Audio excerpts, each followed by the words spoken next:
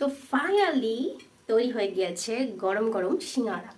তো এখন খাওয়ার পালা, একটু খাওয়া যাক এবং রিভিউটা দিই আপনাদের, ঠিক আছে? এই যে একটু যদিও কম বেশি পুড়ে গিয়েছে, পুড়ে না, একটু বেশি ভাজা হয়েছে, এটাকে পোড়া বলে না। তো এই যে দেখতে পাচ্ছেন, বিসমিল্লাহ।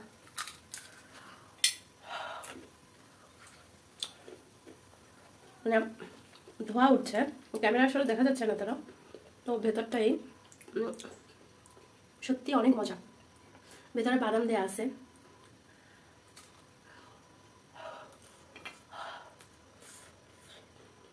একটু পেঁয়াজ খাজা, অনেক মজা।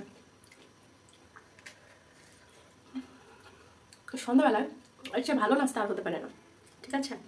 তো আমি কড়াই চাপিয়ে দিয়েছি, আর কড়াইটা গরম হলে পরে তেল দিয়ে দিব, দেন ভাজা শুরু করব। ওকে,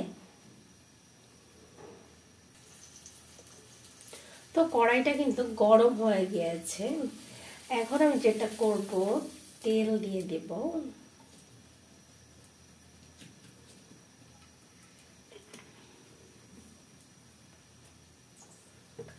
তেল দিয়ে দিয়েছি।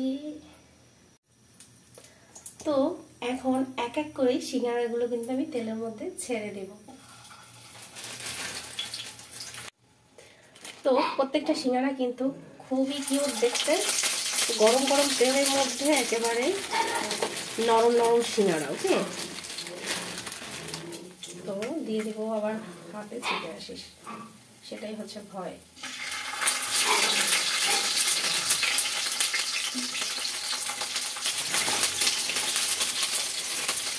আসলে এই যে সিঙ্গারার সাইজ, এটা 10 পিসও খেলে কিছু হবে না, মানে ইজিলি খাওয়া যাবে। আমি না এটা এই সিঙ্গারা যখন কিনেছিলাম, আমি সুপার স্টক থেকে কিনেছিলাম, খুলনার সেভ ফ্রেশ দিয়ে কিনেছিলাম, কিন্তু তখন তো আদার্স অনেক কাজ ছিল, যার কারণে বাহিরে কাজ করতে হয়েছে। সিঙ্গারাগুলো কিন্তু ভেতর থেকে একটু সমস্যা হয়ে গিয়েছিল।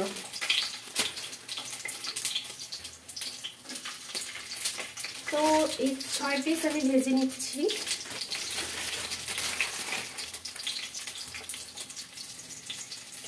সিঙ্গারাগুলো মনে হচ্ছে এক সাইড লাল হয়ে গিয়েছে, তো আমি একটু উল্টে পাল্টে নেব। যেহেতু আমি ডুবো তেলে ভাজছি না, তো আমাকে একটু এপাশ ওপাশ উল্টেই ভাজতে হবে।